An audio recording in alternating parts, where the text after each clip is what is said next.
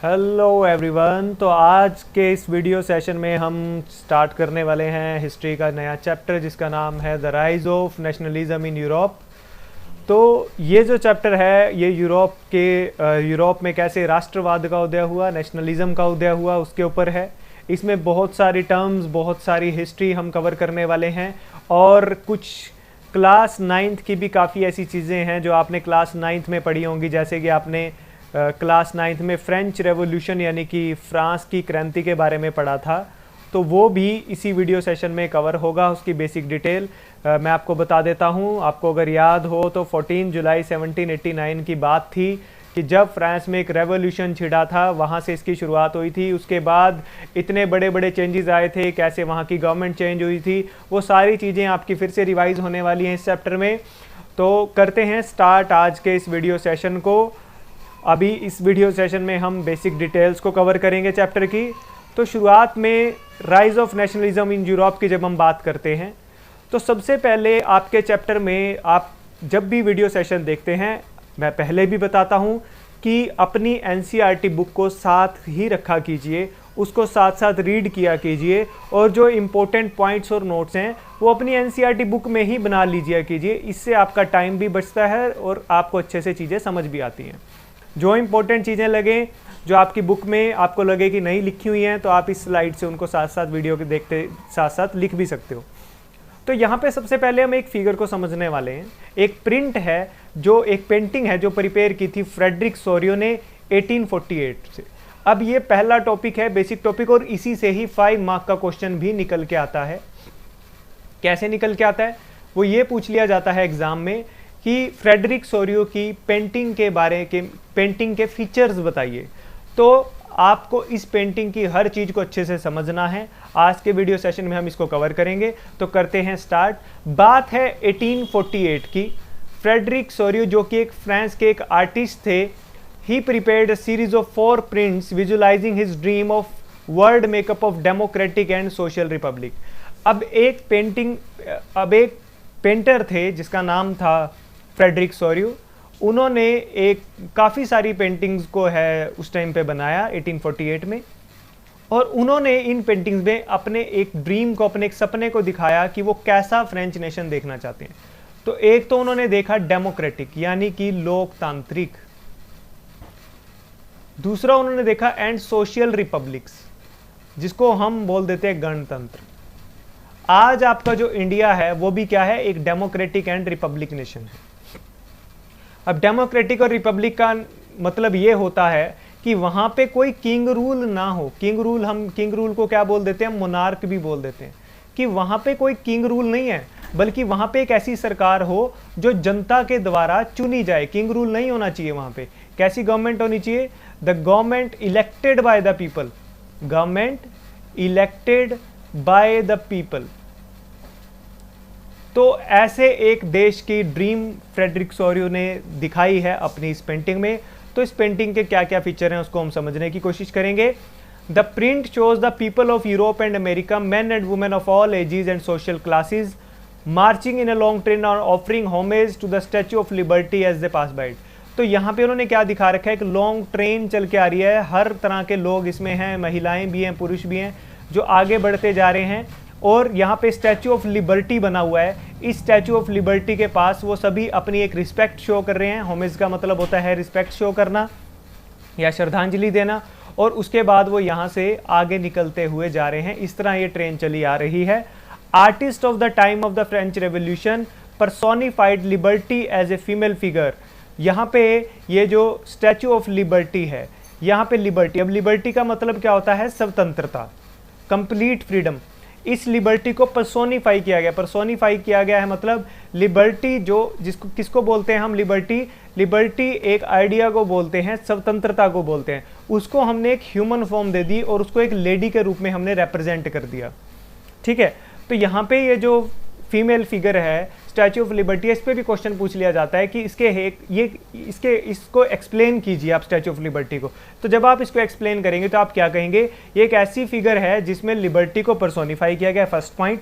दूसरा आप क्या कहोगे, इसके एक हाथ में क्या है, टॉर्च है। आपने देखा होगा कि अब अगर आप ध्यान से देखेंगे तो एक हाथ में इसने टॉर्च उठाई हुई है। वो टॉर्च क्या दिखा रही है? एनलाइटनमेंट। एनलाइटनमेंट का मतलब होता है ज्ञान प्राप्ति। जब आपको ज्ञान प्राप्ति हो जाती है that is called enlightenment. She bears in one hand and the charter of rights of man in the other. तो एक हाथ में तो उसके एनलाइटनमेंट वाली टॉर्च है, दूसरे हाथ में जो उसने पकड़ा हुआ है वो क्या है? Charter of rights. चार्टर होता है एक तरह का ऑर्डर या फिर एक तरह का अध्यादेश भी हम इसको बोल देते हैं हिंदी में। एक ऐसा डॉक्यूमेंट उसने पकड़ा हुआ है जिसमें हर व्यक्ति के पास क्या अधिकार होने चाहिए वो उसको उसने हाथ में पकड़ा हुआ है। तो यानी कि ये स्टैच्यू ऑफ लिबर्टी फ्रीडम दिखा रहा है। एक हाथ से वो ज्ञान दिखाने की कोशिश कर रही है और एक हाथ से कि एक व्यक्ति के क्या क्या अधिकार होने चाहिए उनका एक चार्टर रेडी करके उसने दूसरे हाथ में पकड़ा हुआ है। On the earth in the foreground of the image lies the shattered remains of the symbols of absolutist institution. Absolutist का मतलब क्या होता है मैं आपको बताना चाहता हूँ। यहाँ पे अगर आप फिगर को ध्यान से देखेंगे, यहाँ पे कुछ टूटे फूटे टुकड़े पड़े हैं। ये टुकड़े क्या रिप्रेजेंट कर रहे हैं? शैटर्ड मतलब कि ब्रोकन डाउन या फिर टूटे फूटे टुकड़े, रिमेन्स बचे हुए, किसके? The symbol of absolutist nation. तो जितने भी एब्सोल्यूटिस्ट नेशन थे उनके टुकड़े पड़े हैं यहाँ पे। यानी कि अब समाज के अंदर क्या आ रही है?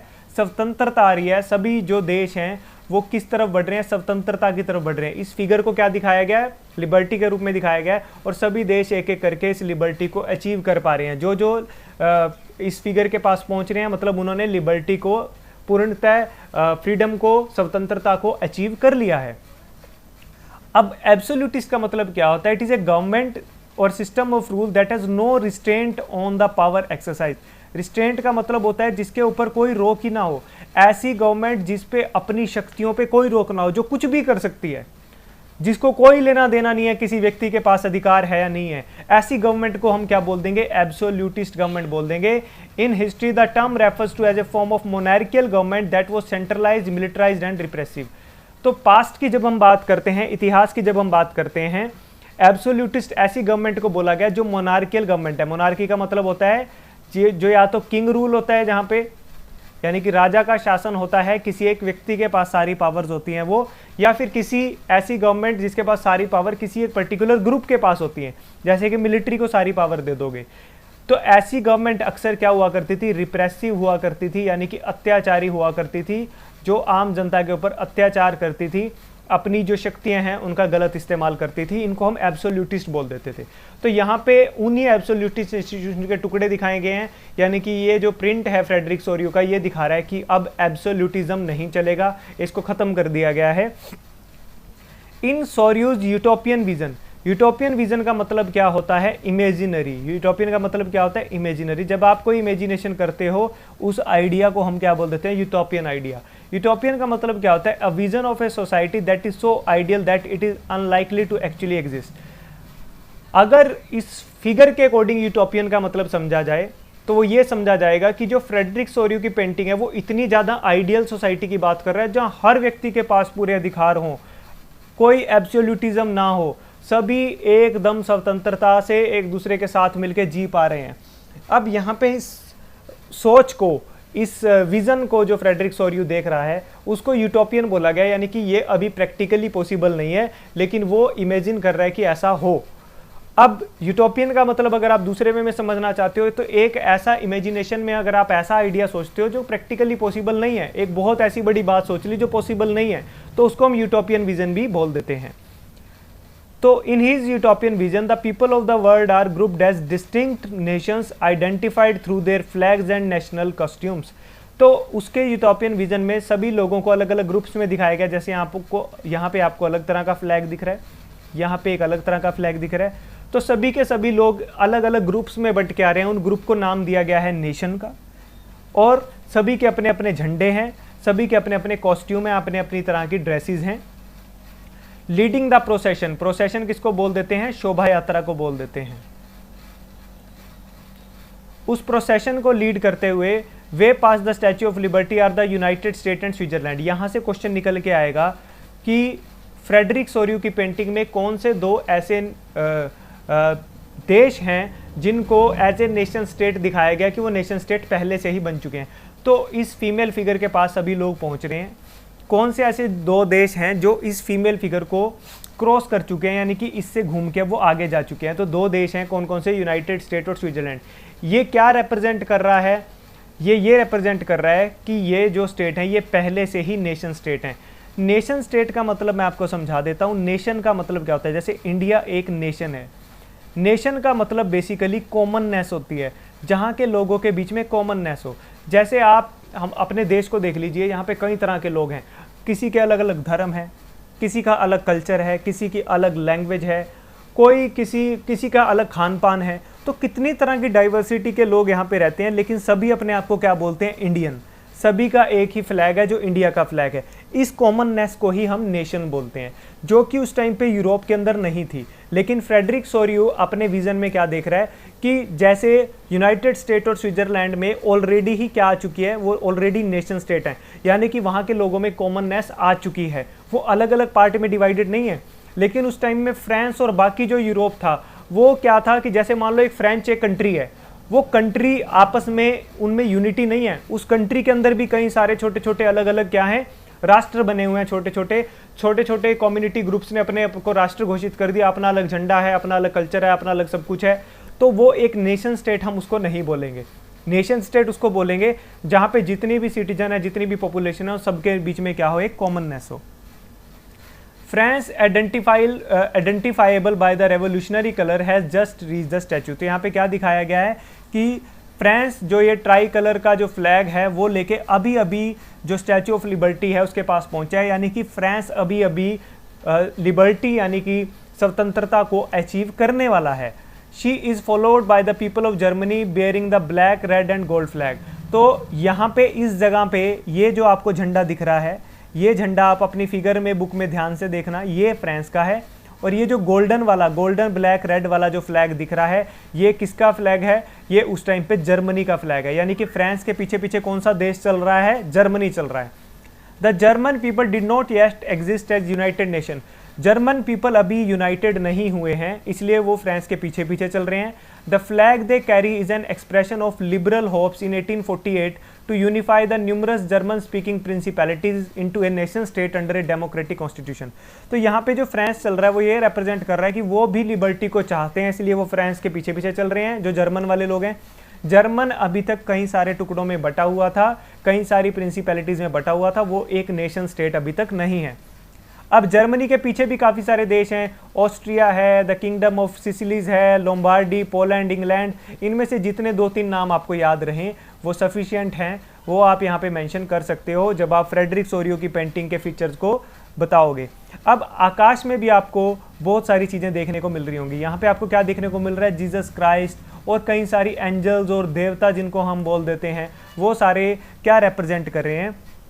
From the heavens above Christ, saints, angels gaze upon the scene. आकाश से हमें दिख रहा है क्राइस्ट और कई तरह के एंजल्स नीचे धरती के ऊपर घूर रहे हैं। They have been used by the artist to symbolise fraternity among the nations of the world. सभी लोगों के ऊपर जैसे क्राइस्ट ने अपनी कृपा कर रखी है, ये लोग, ये जो एंजल्स हैं, सभी लोगों को देख रहे हैं, चाहे वो नेशन स्टेट बन गए हैं नहीं बने। ये क्या रिप्रेजेंट कर रहे हैं? फ्रेटर्निटी को। फ्रेटर्निटी का मतलब मैं आपको बता देता हूँ क्या होता है, बहुत इंपॉर्टेंट वर्ड है। फ्रेटर्निटी का मतलब होता है भाईचारा, आपस में भाई बंधुवाद, इसको भाईचारे को बोलते हैं फ्रेटर्निटी। वो ये दिखा रहे हैं कि चाहे इतने सारे नेशन अलग अलग हैं, बट सबके बीच में अपनी एक एकता बनी हुई है, भाईचारा बना हुआ है। ड्यूरिंग द 19th सेंचुरी, 19वीं शताब्दी की अगर हम बात करें, 19वीं शताब्दी किसको बोलते हैं? जब 1800 से लेके 1800 1990 तक के आप जितने भी ईयर्स की बात कर रहे हो, तो हम किसकी बात कर रहे हैं? 19th सेंचुरी की बात कर रहे हैं। ठीक है, ये बात आपको समझ आनी चाहिए। ड्यूरिंग द 19th सेंचुरी, 19वीं शताब्दी में नेशनलिज्म किसको बोलते हैं? राष्ट्रवाद को बोलते हैं। नेशनलिज्म का मतलब राष्ट्रवाद, यानी कि वहाँ के लोगों के बीच में कॉमननेस आ जाए। Nationalism emerged as a force which brought about many changes in the political and mental world of Europe. तो कहते हैं 19वीं शताब्दी में क्या देखा गया? सभी यूरोप के जितने देश थे, सबके बीच में एक नया विजन सबका बन चुका था, वो था नेशनलिज्म, कि हम सबको नेशन स्टेट बनना है, जिसके कारण वहाँ पे काफ़ी सारे राजनीतिक बदलाव आने शुरू हो गए। The end result of these changes was the emergence of the nation state in the place of multi national dynastic empire of Europe. उसके कारण क्या चेंजेस आए कि जहाँ पे अभी तक मल्टी नेशनल डायनेस्टी का मतलब होता है अलग अलग वंश के लोग, अलग अलग ग्रुप के लोग, अलग अलग कास्ट के लोग, तो अलग अलग जो भी डायनेस्टीज थी, वंश थे, अभी तक उनके वहाँ पे शासन चला करते थे यूरोप के अंदर, यानी कि एक कंट्री के अंदर कई तरह के शासन, अब वो सारे मिलकर किस में कन्वर्ट हो रहे हैं, एक नेशन स्टेट में, एक कॉमन स्टेट में कन्वर्ट हो रहे हैं। The concept and practice of a modern state in which A centralised power exercise sovereign control. Sovereign का मतलब मैं आपको बता देता हूँ, सोवरीन का मतलब होता है प्रभु सत्ता। प्रभु सत्ता का मतलब होता है कंप्लीट इंडिपेंडेंस, जब आपके ऊपर किसी और का कोई अधिकार नहीं हो, no external force, no external force working on you, कोई बाहर की शक्ति आपके ऊपर जब राज नहीं कर रही। जैसे अगर आप इंडिया की बात करो, इंडिया भी क्या है, एक सोवरीन स्टेट है। क्यों इंडिया एक सोवरीन स्टेट है? क्योंकि इंडिया के ऊपर भी कोई बाहर की शक्ति राज नहीं कर रही, हम अपने आप में कंप्लीटली इंडिपेंडेंट हैं। उस टाइम पे भी क्या चल रहा था, सोवरीन कंट्रोल की बात चल रही थी कि मॉडर्न स्टेट्स कैसी होनी चाहिए, जहां पे एक सेंट्रलाइज्ड पावर हो, केंद्र में एक ऐसी पावर हो जो सोवरीन हो, जिसपे किसी और का कोई राज ना चलता हो, ओवर ए क्लियरली डिफाइंड टेरिटरी। टेरिटरी बोलते हैं लैंड को, तो क्लियरली डिफाइंड लैंड के ऊपर जिनका एरिया, जैसे हमारा जो लैंड है इंडिया का, वो क्लियरली डिफाइंड है कि यहाँ से यहाँ तक लेके ये हमारा इंडिया के अंदर आता है, इसी के ऊपर हमारा कंप्लीट इंडिपेंडेंस है। Had been developing over a long period of time in Europe, तो ये चीज़ें अब यूरोप में डेवलप होनी शुरू हो रही थी। But a nation state was the one in which the majority of its citizens and not only its rulers come to develop a sense of common identity, shared history और descent। लेकिन उस time पे nation state किसको बोला गया, जहाँ पे सिर्फ नागरिक नहीं, वहाँ के रूलर्स के बीच में भी कॉमननेस होनी चाहिए, सबकी एक कॉमन आइडेंटिटी होनी चाहिए, सबका झंडा, सबकी ड्रेसेस सेम होनी चाहिए। That this commonness did not exist from the time immemorial, it was forced through the struggles, through the actions of leaders and the common people। तो क्या कहा जा रहा है, ये जो कॉमननेस है, ये सभी के बीच में जो कॉमननेस है, ये कैसे डेवलप हो रही है, ये सदियों से डेवलप हो रही है, ये कोई आज की चीज़ नहीं है। ये कॉमननेस काफ़ी स्ट्रगल्स के द्वारा अचीव की जा रही है, काफ़ी जो महान नेताओं हैं उनके कारण अचीव की जा रही है, ताकि सभी लोग एक कॉमन रूप में रिप्रेजेंट हो। अब जब हम नेशन की बात करते हैं तो अलग अलग लोगों ने अलग अलग आइडिया दिए हैं। जैसे एक पर्सन है अस्ट्रेनन, उनके अकॉर्डिंग जब नेशन की, यहाँ पे इसके ऊपर भी एक शॉर्ट क्वेश्चन आ सकता है कि अस्ट्रेनन के अकॉर्डिंग, ये एक फ्रेंच फिलोसफर थे, नेशन का मतलब क्या है, इनके अकॉर्डिंग नेशन क्या है, a nation is the culmination, culmination होता है खत्म कर देना, a nation is the culmination of a long past of Endeavour sacrifice, sorry and point को बोलते हैं कल्मिनेशन। एक नेशन का मतलब क्या होता है कि जब काफ़ी सारे लोगों ने जहाँ पे डिवोशन, अपने देश के प्रति श्रद्धा रखते हुए काफ़ी सारे सेक्रीफाइस किए हों, उनसे जो एक देश निकल के आता है, that is called a nation. उनके according to have common glories in the past, to have common will in the present, to have performed great deeds in the together. Past में किए हुए काफ़ी मिलजुल के बेहतरीन काम, और प्रेजेंट में भी उनको कंटिन्यू करना, और फ्यूचर में भी उनको मिलजुल के करने का साहस रखना, इसी को ही अस्ट्रेनन ने क्या बोला, नेशन बोला। तो ये सारे पॉइंट्स आपकी बुक में लिखे हैं, इनको अंडरलाइन कर लेना। जब आपके ऊपर क्वेश्चन आए तो आप इन्हीं 4-5 लाइनों को लिख के इसका आंसर दे सकते हो। और उन्होंने क्या बोला, नेशन में डेली प्लेबिसाइट होता है। प्लेबिसाइट का मतलब मैं आपको बता देता हूँ। प्लेबिसाइट हम डायरेक्ट वोटिंग को बोलते हैं। मान लो मेरे को, आपकी क्लास में मैं टीचर हूँ, मेरे को आप सबका कोई ओपिनियन जानना है, तो मैं आपको क्या करूंगा कि एक डेली प्लेबिसाइट रख दूंगा, डायरेक्ट वोटिंग रख दूंगा कि सभी पर्चियों पे अपना पॉइंट ऑफ व्यू लिख के मेरे को पर्चियाँ दे दो। फिर मैं उसमें से देखूंगा मेजॉरिटी लोगों ने किस चीज़ को चूज़ किया, मैं उस तरफ वो डिसीजन लूंगा। तो ये मैंने आपका क्या करवाया, प्लेबिसाइट। प्लेबिसाइट करवाने से होता क्या है, प्लेबिसाइट करवाने से होता है कहीं ना कहीं मैंने आपको अधिकार दिए हैं। अगर मैं क्लास में आके ये कहूँ कि नहीं मैं तो यही करूँगा, तुम्हें चाहे पसंद हो या ना हो, तो यानी कि मैं आपको फोर्सफुली कुछ करवाने की कोशिश कर रहा हूँ, इसका मतलब मैंने आपको अधिकार नहीं दिए। तो अगर मैं अपनी क्लास को एक नेशन में कन्वर्ट कर दूं और मैं वहाँ का लीडर हूँ, तो इसका मतलब अगर मैं अपने आप अपनी मनमानी से डिसीजन लूँ, इसका मतलब हम उसको एक नेशन नहीं बोल सकते। नेशन का मतलब होता है सभी लोगों के पास राइट्स होना। तो अगर मैं वहाँ पे प्लेबिसाइट करता हूँ, यानी आप सबकी वोटिंग करवाता हूँ, तो इसका मतलब हमने क्लास को किस में कन्वर्ट कर दिया, एक नेशन स्टेट में कन्वर्ट कर दिया, जहाँ पे आप लोगों के पास भी अधिकार हैं। सो प्लेबिसाइट का क्या मतलब हुआ, इसके ऊपर भी डायरेक्ट क्वेश्चन पूछ लिया जाता है इस चैप्टर में। A direct vote by which all the people of a region are asked to accept और रिजेक्ट ए प्रपोजल। किसी भी प्रपोजल के लिए जब एक क्षेत्र के लोगों से उनके विचार जाने जाएं कि वो उसको एक्सेप्ट करना चाहेंगे, रिजेक्ट करना चाहेंगे। जैसे मैंने कोई डिसीजन लेना है, आपके विचार पहले जानूंगा कि आप मेरे डिसीजन को पसंद करें नहीं पसंद करें, उसी के अकॉर्डिंग मैं फाइनल डिसीजन लूंगा। इसको बोल देते हैं प्लेबिसाइट। तो आज के इस लेक्चर में हमने बेसिकली जो फ्रेडरिक सोरियो की पेंटिंग है उसको अच्छे से समझा। आई होप आपको हर चीज़ अच्छे से समझ आई होगी। कुछ भी अगर आपको समझ नहीं आता तो आप मेरे से डाउट ले सकते हैं या फिर इस वीडियो को रिपीट करके देख सकते हैं, तो आपको सारी चीज़ें क्लियर हो जाएंगी। तो आज का था ये पार्ट 1। मिलते हैं फिर आपसे नेक्स्ट क्लास में। Thank you so much for watching.